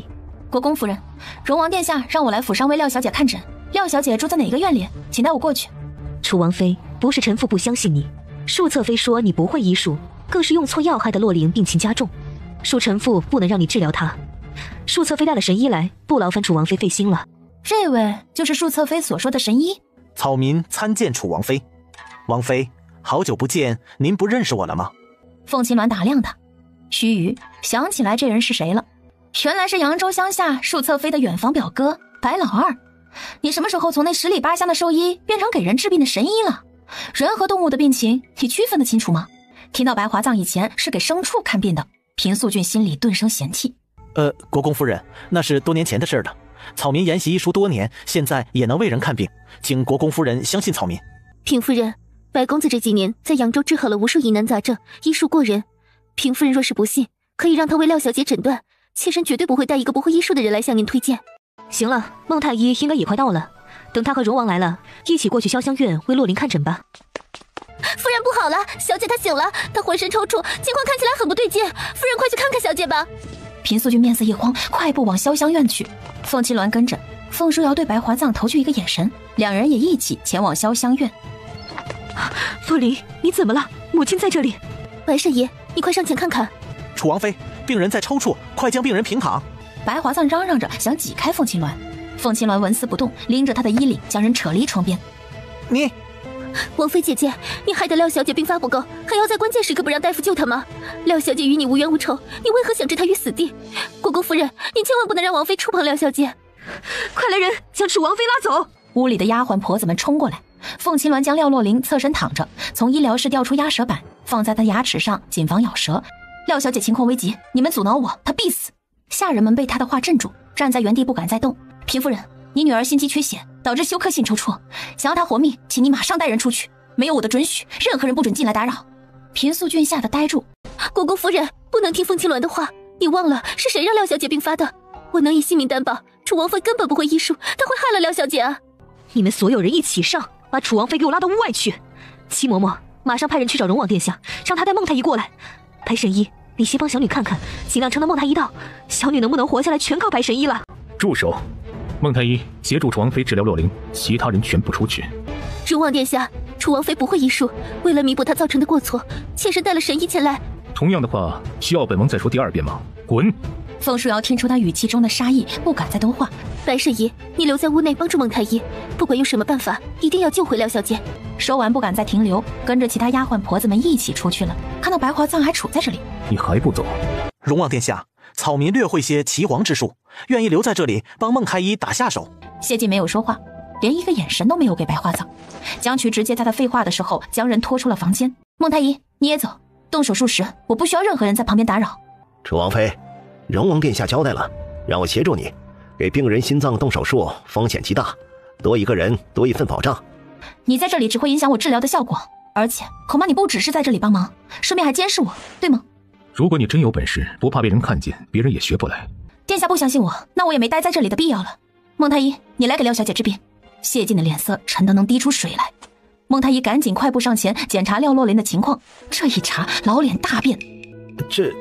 殿下，廖小姐的心跳越来越微弱了，且她的脉象已成死相。你不能治。殿下，之前廖小姐发过一次病，不知道楚王妃用了什么办法让她缓了过来。可她的病情本就来势凶险，也只是拖延了一会儿时间。微臣没有办法把一个将死之人从鬼门关拉回来。廖小姐的心脏已经供血不足了，或许楚王妃说的动手术是最后的办法。楚王妃，请留步。凤青鸾没有停，继续往外走。楚王妃，请你回去治疗洛灵。荣王殿下，你不是不相信我吗？请我回去做什么？洛灵回天乏术，动手术是最后的选择。所以是没有办法了，殿下才来找我的。你别忘了，洛灵发病是因为你造成的。我告诉过你，廖小姐的哮喘是由凤书瑶主仆设计引发，我当时给廖小姐的药是治疗哮喘的。廖小姐心悸发作是因为哮喘发作，与我的药毫无关系。纵然你说的是事实，不可否认的是，洛灵是帮你才被人算计诱发哮喘，你是害她病情危急的导火索，有不可推卸的责任。所以基于廖小姐的这份好意，我才会忍受荣王殿下的高高在上和质疑，尽力救她。殿下的怀疑令我不悦，请人帮忙也应该有个态度，不是吗？你说过以命抵命，若是洛灵这次丧命，本王也会遵循你的意愿，送你下去陪她，事关你的性命。按理说洛灵的情况越危急，你应该是最着急的那个，但你却是在这里悠哉悠哉的和本王谈判。楚王妃，其实你早就控制住了洛灵的病情，现在是想在本王这里找回本王治印的场子是吗？凤青鸾抿唇，谢晋不愧是让人畏惧的存在，一双能够看透人心的深邃眼眸不容小觑。你说的对，我给廖小姐注射过药物，她暂时不会有事，等情况稍微稳定可以支持手术。房间里只留你一人，有本王在，不会有任何人来打扰，你去吧。谢晋发话，再无阻拦，凤青鸾转身回了房间。随后守在房间的孟太医被赶了出来，砰的一声，房门在眼前关上。谢晋命将曲守在这里，不准让任何人靠近房间。国公夫人，荣王殿下让太医院的孟太医在旁辅助，可见他有多信任王妃堂姐。王妃堂姐不会医术，却让殿下这般青睐于她，实在有些匪夷所思。这件事透着古怪。刚才在门外时，草民听到孟太医说要让楚王妃给廖小姐做手术，那岂不是要抛开廖小姐的心脏？草民行医多年，从未听说过有这等治疗人心急的法子。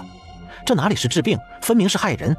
说句不该说的话，国公夫人，还是请您做好心理准备，只怕廖小姐这次……两人都这么说，平素俊听得心里又慌又气，正要去找谢晋问个明白，在门口迎面碰上他。荣王，你只留下了楚王妃一个人治疗洛灵吗？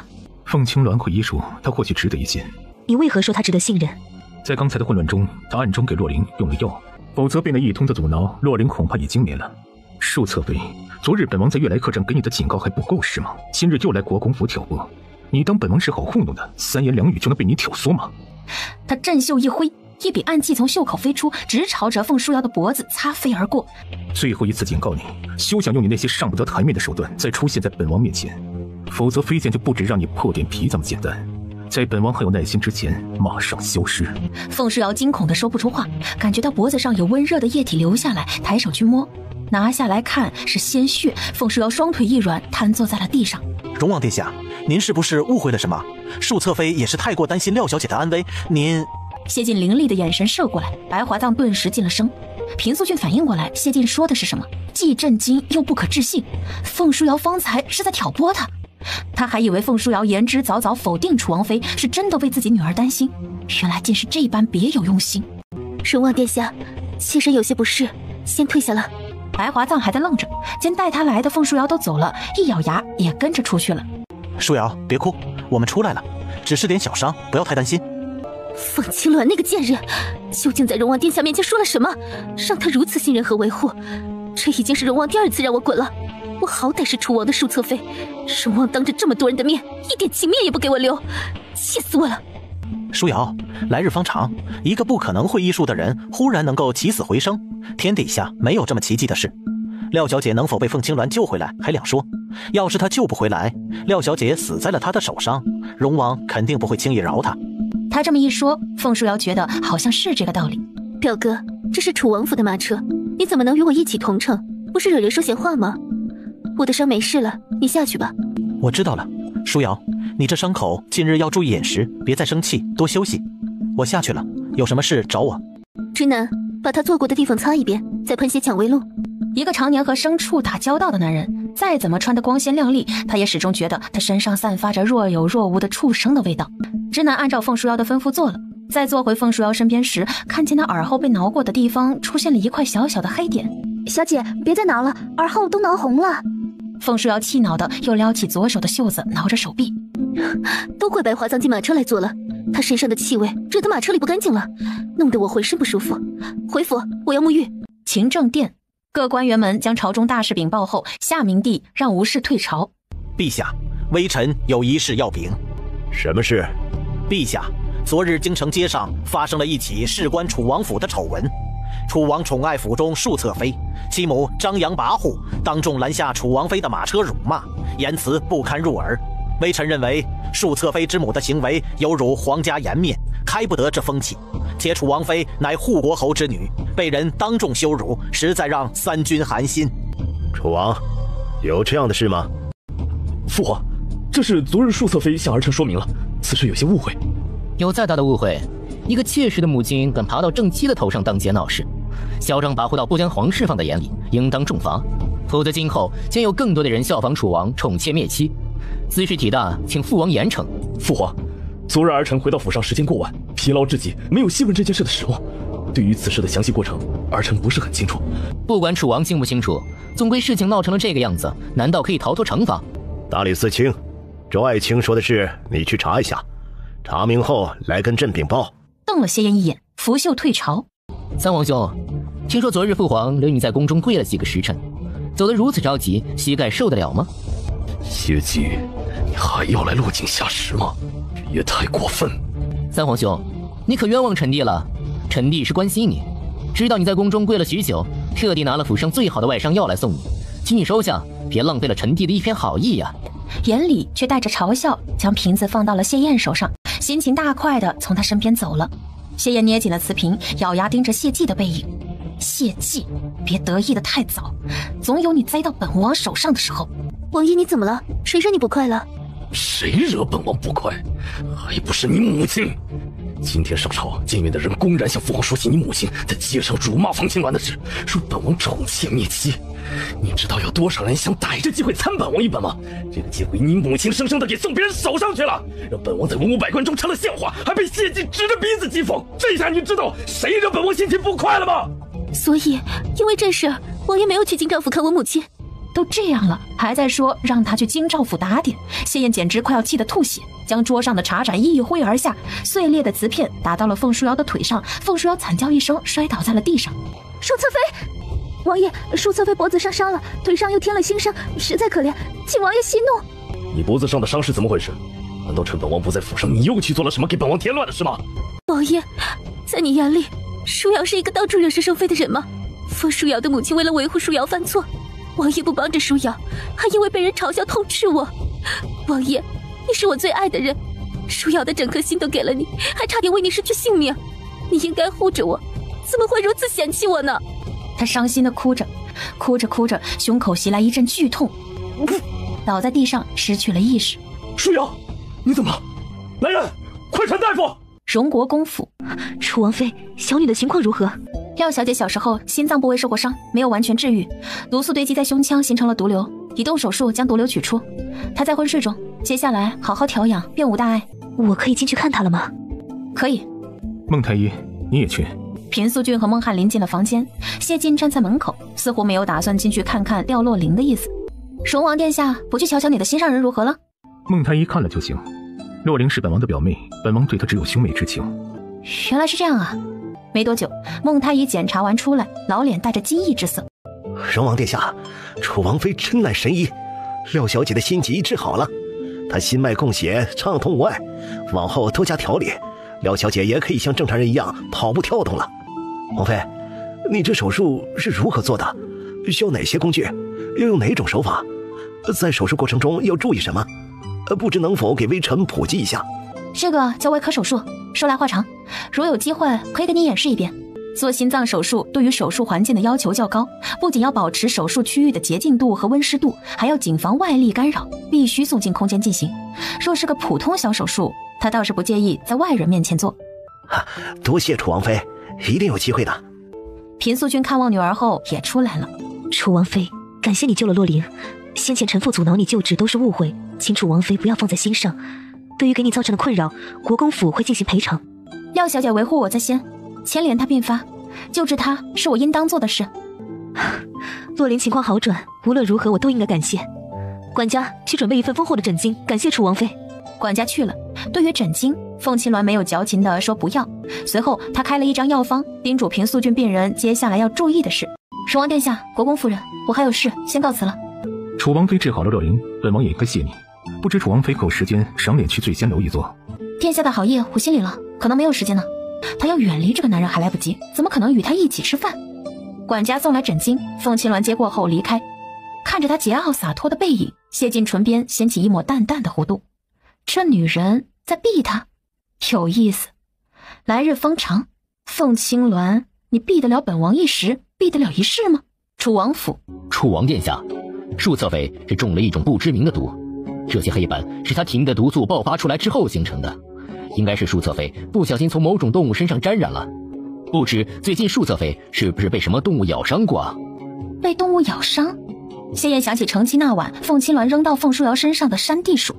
2日前他被山鼠咬伤过，大夫说可能会感染，难道是因为那次？那就应该是了。此毒如果是家禽所中，无甚影响，人被咬伤就有些难治了。难治是什么意思？你们没有办法解毒吗？树侧妃被咬中毒出现了肾热，草民从未见过这样的病人被治好过，能力有限，解不了树侧妃的毒，请殿下还是另寻他人吧。一群庸医！柳琪，你带本王的腰派去太医院请孟太医过来。王爷，要不请白神医来看看？白神医是树侧妃的远房表哥，以前是名兽医，现在为人看病。大夫不是说山地鼠的毒中在了家禽身上不会有事吗？白大夫人兽都能治，说不定他有办法帮树侧妃。快去请！直男应了一声，行色匆匆的出去了。哎，听说了吗？几名大夫都说没办法解树侧妃的毒。王爷才成亲2日，刚办过喜事，难道又要办丧事了吗？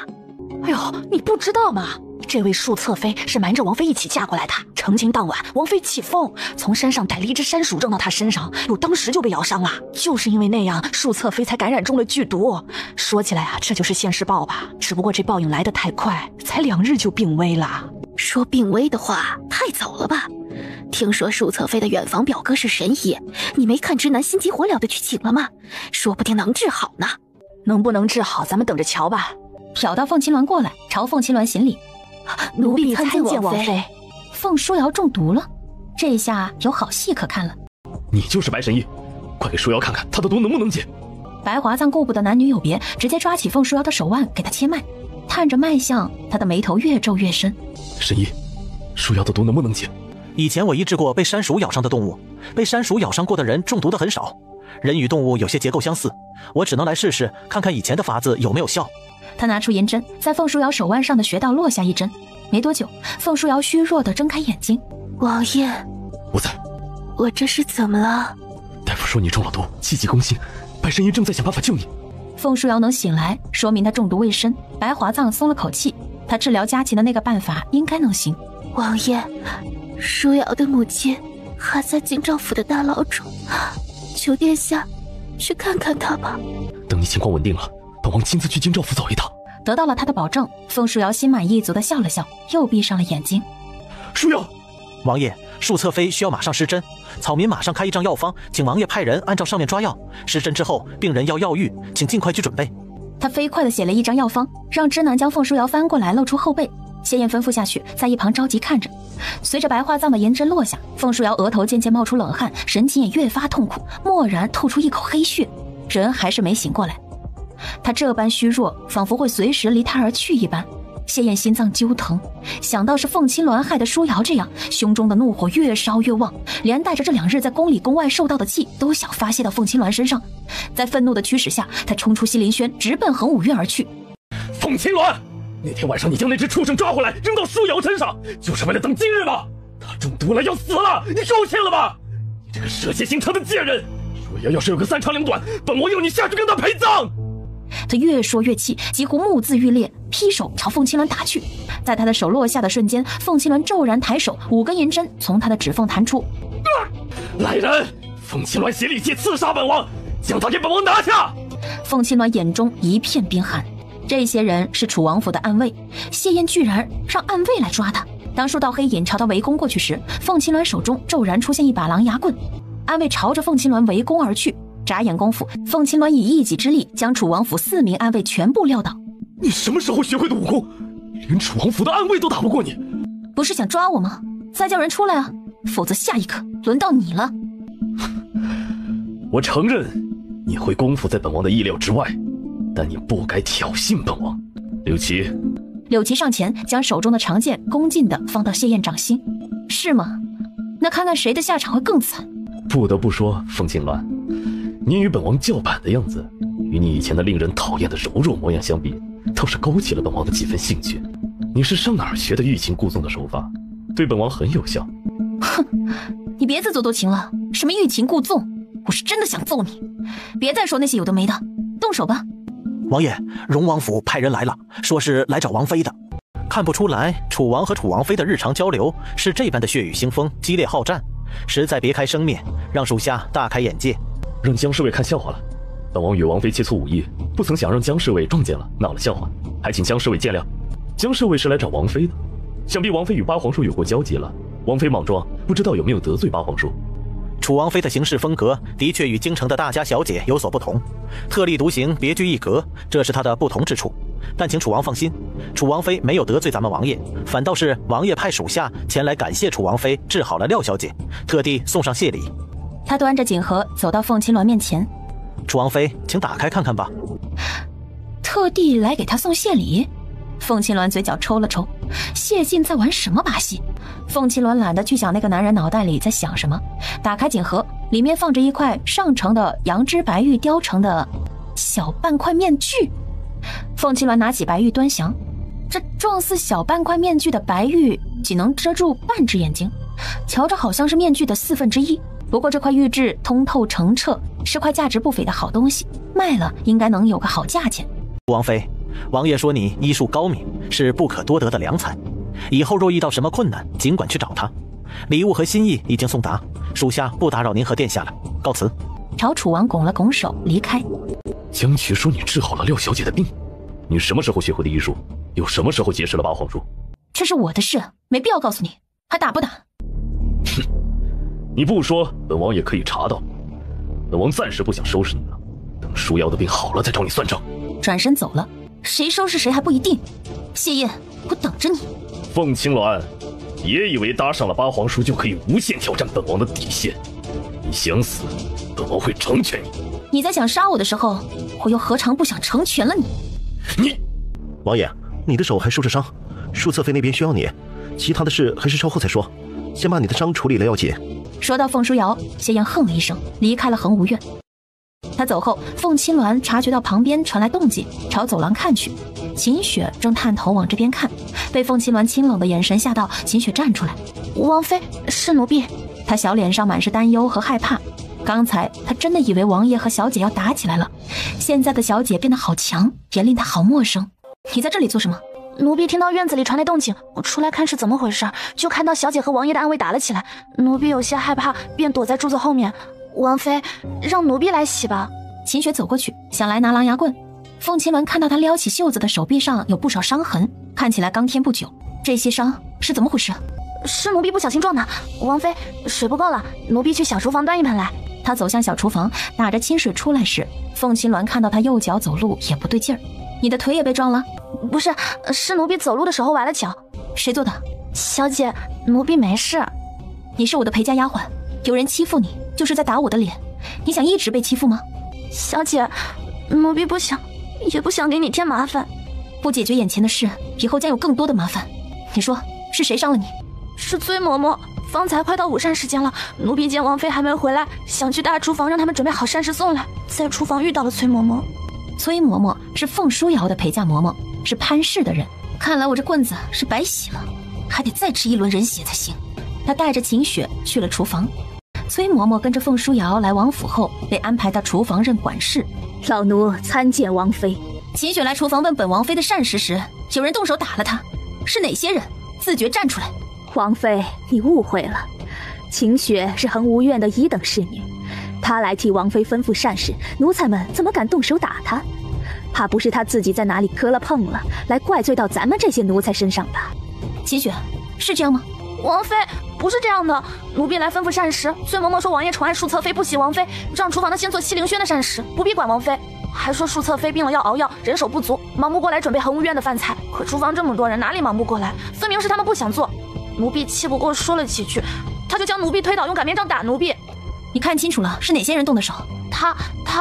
崔嬷嬷也动手了，是他吩咐的人打我。王妃，你也别怪奴才们，你在王府不受宠，还不能让奴才们先紧着受宠的淑侧妃优待吗？淑侧妃，本王妃是这王府的女主人，凤书瑶不过是个妾，她有什么资格爬到本王妃的头上，让你们先优待？她举起狼牙棍，狠狠打进了崔嬷嬷的右小腿中。好痛！来人，把她弄开！我的腿！凤青鸾，你这个小贱人！我是淑侧妃的人，你敢打伤我？王爷知道了不会饶了你！辱骂本王妃，废你一条腿，不过分吧？看到凤青鸾这么凶狠，在场的下人大气都不敢出。凤青鸾看向另外几个打了秦雪的几个婆子。王妃，奴才们知道错了，求王妃饶了我们吧，奴才们再也不敢了。凤青鸾走到菜桌前，拿起一根擀面杖递给秦雪。他们是如何打你的，你如何还回去。记住，你是本王妃的1等侍女，以后这府上谁欺负你，你都给本王妃加倍还回去。打伤打残，本王妃给你兜着。秦雪颤抖着手接过，仍有些畏缩地看着凤青鸾。有我在，不用怕。你要让他们知道你是不好惹的，这样才不会被欺负。去。秦雪觉得自家小姐说的有道理，握紧擀面杖，朝着求饶的婆子们背上打去。几个人不敢反抗，被打得哎呦叫唤。等秦雪出够了气，她已经累得气喘吁吁了。舒坦了吗？舒坦了。凤青鸾这一招杀鸡儆猴，效果不错。最不近凤青鸾的崔嬷嬷被当众打断了双腿，附庸她的几个婆子们也都不同程度的受了伤。他们要是还认不清楚形势，就冲王妃的暴脾气也是落不到好处的。王妃，奴才们会尽快将恒芜院的膳食做好送去，请王妃稍等。凤青鸾没说话，带着秦雪要走，迎面遇到芝南带着白华藏也来了厨房。崔嬷嬷，这里发生了什么事了？芝南呐，王妃她要打死我，她推倒了淑侧妃的汤药，你快去告诉王爷，让王爷惩罚她。两眼一翻，晕了过去。凤青鸾，那是淑侧妃救命的药，你将它摔碎是想害死她吗？你怎么这般暴力？难怪舒瑶在侯府时总是被你欺负，到了楚王府你也要将她害得命悬一线，一点也不顾念亲情，你的心肠太歹毒了。你哪只眼睛看到药是我推倒的？药炉是崔嬷嬷弄倒的，关我什么事？而且你知道凤书瑶对我做了什么吗？舒瑶温柔善良，能对你做什么？凤书瑶要是温柔善良，那这世界上也就没有恶人了。白华藏，奉劝你一句，知人知面不知心，别被人卖了还替人数钱呢。哎呀，你们还愣着干什么？快重新去抓药来煎啊！淑侧妃马上要用药。说完，他又恶狠狠地盯着凤青鸾的背影。什么知人知面不知心？他这次来京城就是舒瑶专门叫他来的。舒瑶给他找好药铺，让他坐诊。如果不是他，他还在扬州的乡下小地方待着。舒瑶是他的恩人。凤青鸾今日欺负舒瑶，有朝一日他一定会帮舒瑶报仇回来的。西陵轩，禀告王爷，王妃去了厨房，将淑侧妃正在熬的药推倒在了地上，药全部都没了，厨房再重新熬制。王爷，王妃欺人太甚，这是要我们淑侧妃死啊！我们淑侧妃好命苦啊！凤青鸾那个贱人，他真是一刻也不消停的给本王找事，本王先去杀了他。王爷，凤二老爷来了府上，正在前厅等您。他来做什么？他是为了淑侧妃母亲的事来的。哎呀，舒瑶，你怎么了？你母亲呢？被京兆府的人抓走了，你一定要去求殿下去京兆府将她救出来啊！殿下，草民听说舒瑶病了，她怎么样了？有大夫照看，暂时没事。殿下，那人与楚王妃在明西街的事情你知道了。玉莲年纪大了，哪里受得了牢狱之苦？还请殿下尽快将她从狱中救出来。本王答应过舒瑶，晚上去京兆府见她。那怎么可以？牢房是多么潮湿阿杂的地方，玉莲身子弱，在里面多待一会儿就多受一会儿的罪。早去晚去都是去，还望殿下马上去京兆府走一趟，也顺便将玉莲带来看看舒瑶，说不定有母亲在旁边照料，舒瑶的病情也能好得快一些。凤二老爷，舒瑶需要本王，本王走不开。殿下不是说舒瑶的情况稳定了吗？现在去看也是一样的。草民与殿下一同前去，相信有殿下的关系在，京兆府肯定会很快放人。听不懂好赖话，谢燕的脸彻底黑了下来。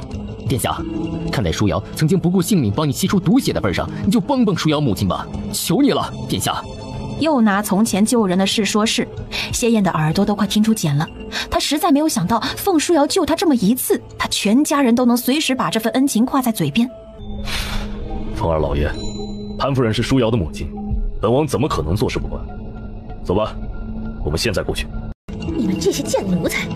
我是楚王最爱女人的老娘，你们竟然敢拿些馊食来让我吃，让楚王知道了，你们吃不完兜着走！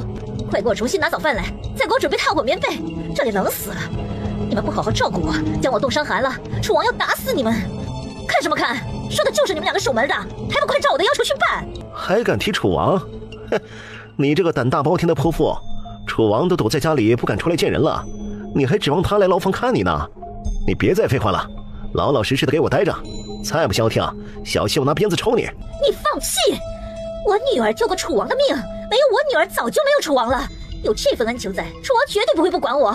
你们最好为骂我的话跪下来道歉，否则等楚王来了，我才要让他拿鞭子抽死你们！谢燕走进牢房时，正好听到潘玉莲和狱卒的对话。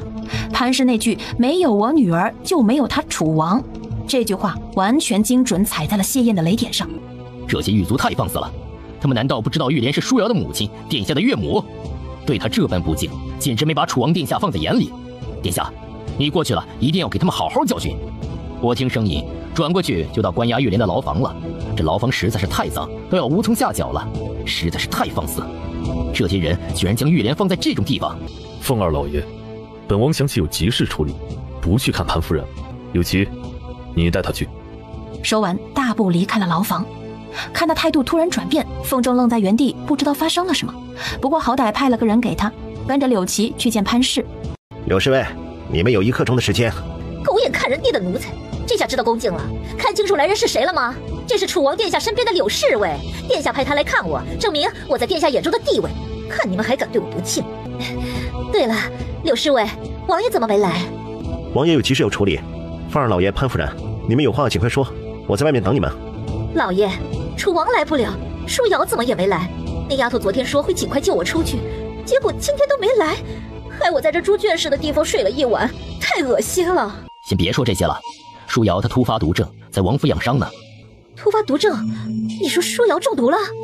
楚王府的管家是这么说的，说是成亲那晚被凤青鸾从山上抓来的老鼠咬伤，中毒发作了出来，病情已经控制，你不要担心。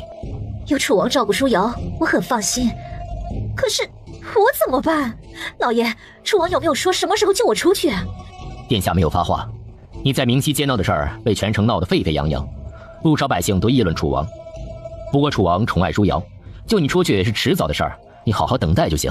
等到什么时候？老爷，要不你让咱们儿子回来救我吧？杨宇是6品前锋，在京兆府应该有几分薄面。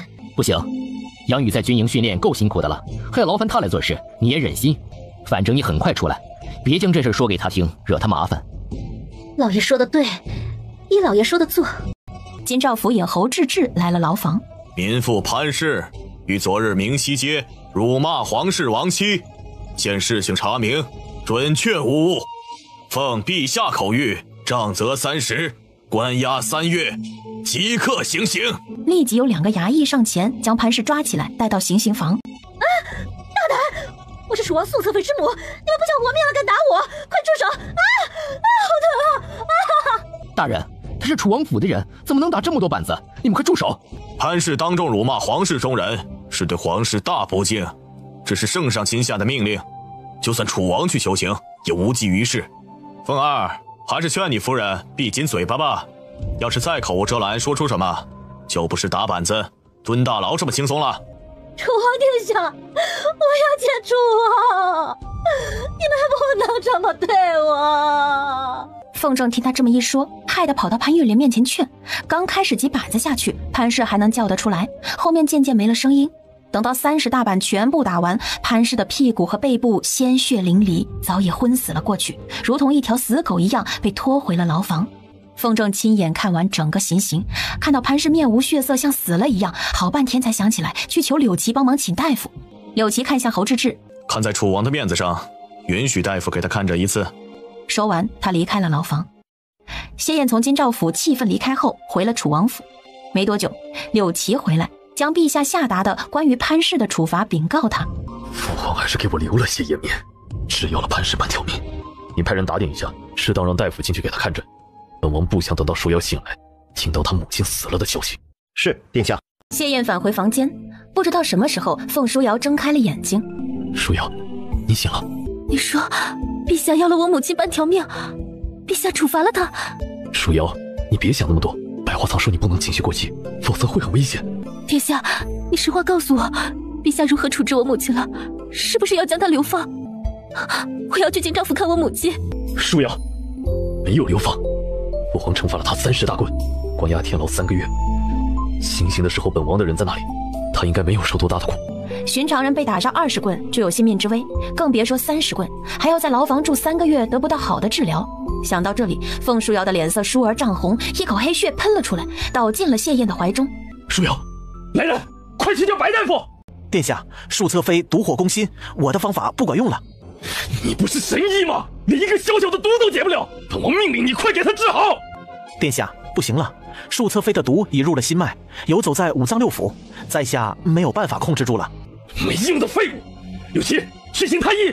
柳琦得了命令，拿着谢燕给他的腰牌去太医院，将孟太医和陈太医请了过来。在看到凤舒瑶的情况后，两人脸上的神情都颇为凝重。楚王殿下，树侧妃毒太深，且毒性迅猛，微臣没有办法解毒。殿下，树侧妃身上的黑斑已成型，说明体内的毒素完全爆发了出来。